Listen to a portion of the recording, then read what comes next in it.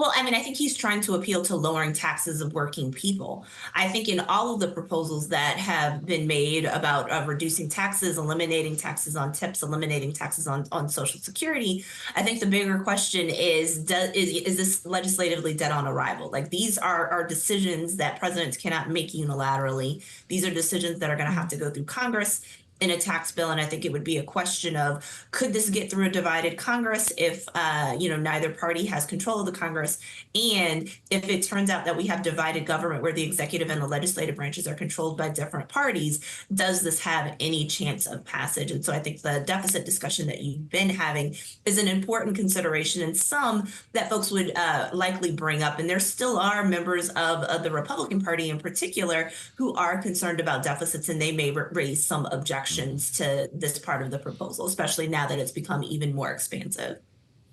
It's interesting you make that point, Andra, because Donald Trump has gone out of his way to make part of his pitch that he doesn't need Congress to do all of the things that he's proposing. You're right. Tax policy is going to be a knockdown, drag-out fight in Congress here, and it'll be interesting to see how that plays depending on who wins the White House. But when you're talking about tariffs, when you're talking about the greatest mass deportation in American history, as he calls it, or world history, whatever that may be, he does not need Congress for that, does he?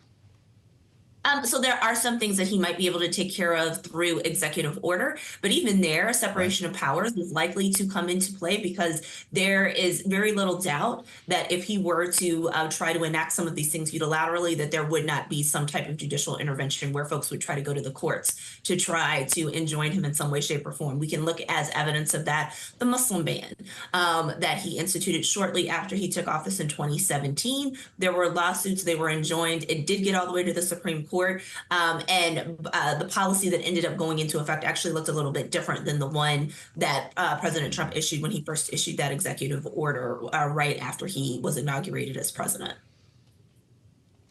Well, we may or may not hear more on this policy and others from Donald Trump on a debate stage in the future, or Kamala Harris for that matter. If Donald Trump is to be believed right now, Andra, there will not be another debate that happens between these two after Kamala Harris widely was perceived to have won the one that took place this week. How soon should we expect that to be borne out in polls, if at all?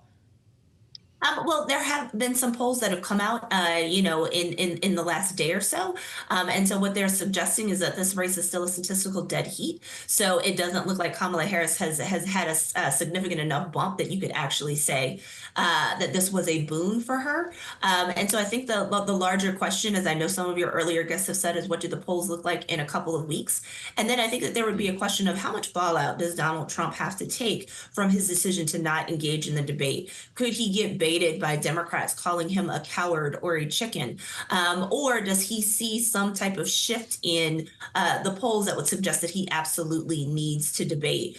I think, one of the things that's really interesting is that Donald Trump has usually been pretty effective in being able to spin things in his favor. And so the excuses that he's made for not wanting to debate by declaring himself the winner and saying that only losers want rematches, has struck me as actually pretty contortionist in their point of view. I know that his supporters, will go along with that point of view and start echoing it. But if it looks like it's going to start to hurt him, we might hear him talk about how he has changed his mind and then try to tell us that this is what he thought all the time. So, I think it's largely a function of Donald Trump really being allowed to have free reign at the spin. But if it starts to not work, then we might see him pivot, as we've seen him pivot on other issues. Interesting.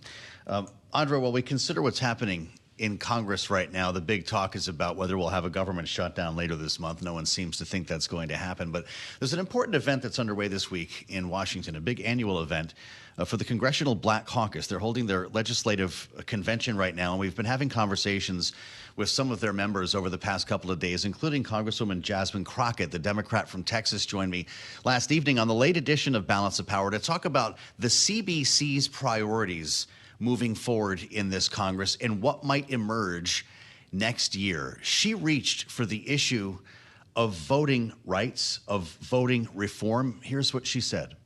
For me, on day one is voting rights. That is my priority all around, because if we can stop some of the gerrymandering, because we have lost the Voting Rights Act in so many ways. We only have Section 2, and it's hanging by a thread right now. And when we're talking about making sure that in states like Texas, we have representation that is actually reflective of the will of the people, we can solve so many problems.